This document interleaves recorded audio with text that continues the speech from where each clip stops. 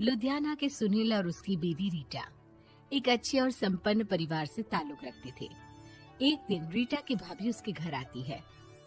रीटा, तुझे तो पता है तेरा भाई कुछ नहीं करता, ऊपर से 2 बच्चों की जिम्मेदारी, बेटी भी बड़ी हो गई है। तू तो बुआ है, कुछ मदद कर सकती है तो कर देना।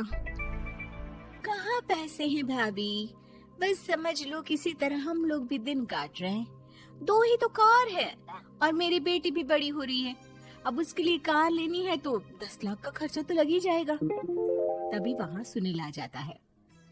अरे शशि, क्या है, तू हमेशा पैसों के लिए परेशान क्यों रहती है?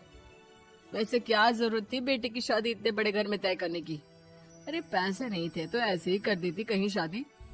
इतने बड़े होटल में क्यों कर रही है शादी? लेकिन यहाँ तो मामला शादी का है, डेट तय है।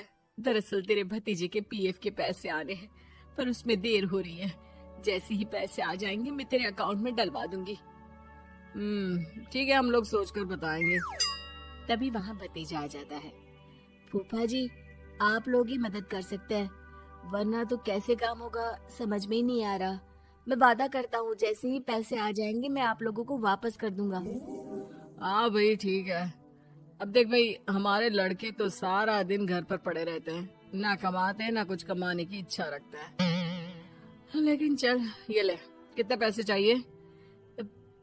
जी 4 लाख रुपए। ठीक है, लेकिन पैसे ध्यान से वक्त पर वापस लौटा देना। सुनील मुसीबत के वक्त बीवी के भतीजे की मदद तो कर देता है, लेकिन उन लोगों के जाने के बाद देख ले रीटा, तेरे मायके वालों ने मांगा तो दे दिया, वरना इन लोगों का मुझे कोई भरोसा नहीं है।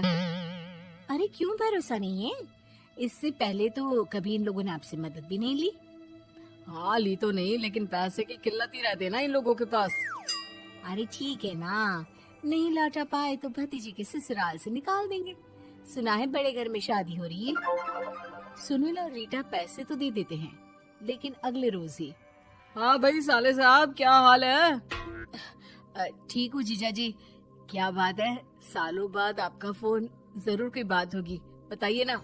अरे वो तेरी बड़ी भाभी आई थी, बेटी की शादी कर रही है ना, तो पैसे लेने के लिए मैंने दे दिए 4 लाख।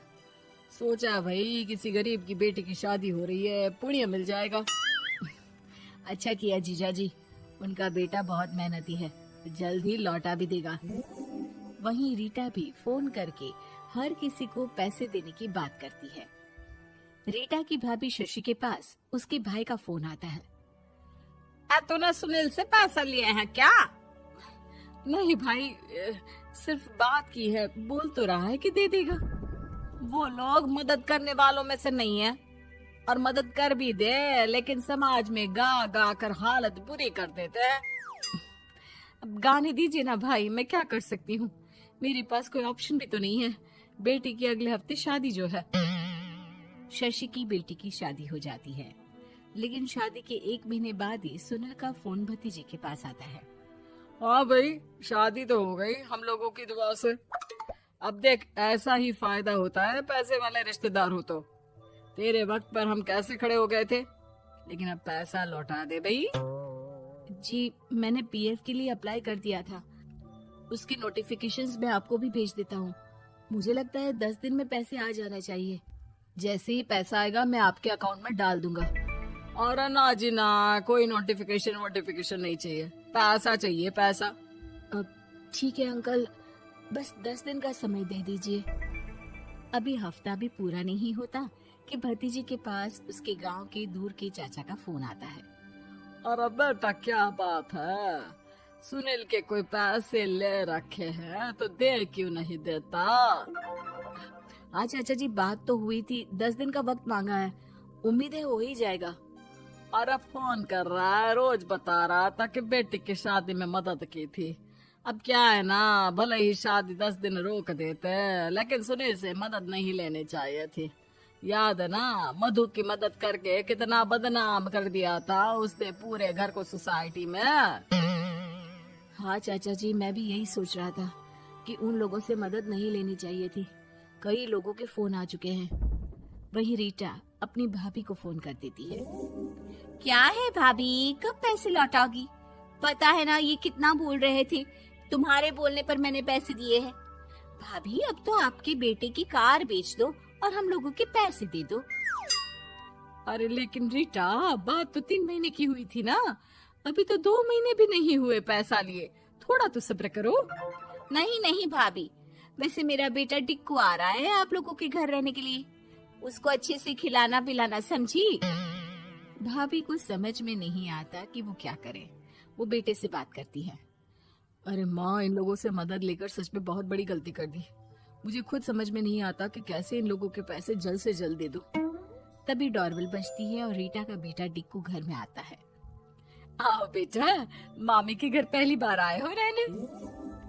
आप पापा बोल रहे थे कि आप लोग पैसे का ब्याज तो दे नहीं पाओगे, तो तब तक मैं यहीं रह लूं। और हाँ, मैं एसी के बिना नहीं सो पाता।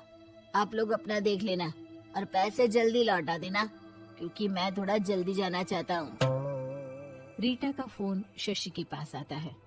भाभी, पैसे कब तक दोगे?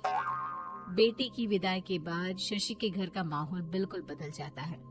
वो हर वक्त बेटे से उसके पीएफ के पैसे पूछती, और पीएफ यानी कि सरकारी काम। आजकल में पूरा 1 महीना और बीत जाता है। भाभी, मैं और ये अमेरिका जा रहे हैं, घूमने के लिए पैसों की बहुत जरूरत है। रीटा, मैं पूरी कोशिश कर रही हूँ कि जल्द से जल्द पैसे का इंतजाम कर दूं, लेकिन पक्का नहीं बोल सकती। तभी सुनील का फोन भतीजे के पास आता है। देख माना 3 महीने की बात हुई थी पैसे लौटाने के लिए, लेकिन अभी मुझे पैसों की काफी जरूरत है। मैं अमेरिका जा रहा हूँ, तो पैसे मैंने किसी से ब्याज में पकड़ लिए हैं। तू हर महीने 4 लाख का 20,000 ब्याज डाल देना मेरे अकाउंट में। सुनील फोन रख देता है, लेकिन भतीजा काफी परेशान हो जाता है। वो ऑफिस से शाम को घर आता है कि माँ पूछती है, क्या हुआ बेटा? बेटा माँ को सारी बात बता देता है। माँ भगवान के सामने हाथ जोड़कर खड़ी हो जाती है और रोने लगती है कि तभी बेटे का मोबाइल पर मैसेज बजता है। माँ, पीएफ के पैसे आ गए। और वो ऑनलाइन ही सुनील के पैसे वापस कर देता है। भला हो भगवान का। लेकिन आज एक बात तो समझ में आ गई, मदद हमेशा उन लोगों से लो जो मदद के बदले आपसे मदद में दी गई रकम ही वापस लें, ना कि समाज में आपकी इज्जत।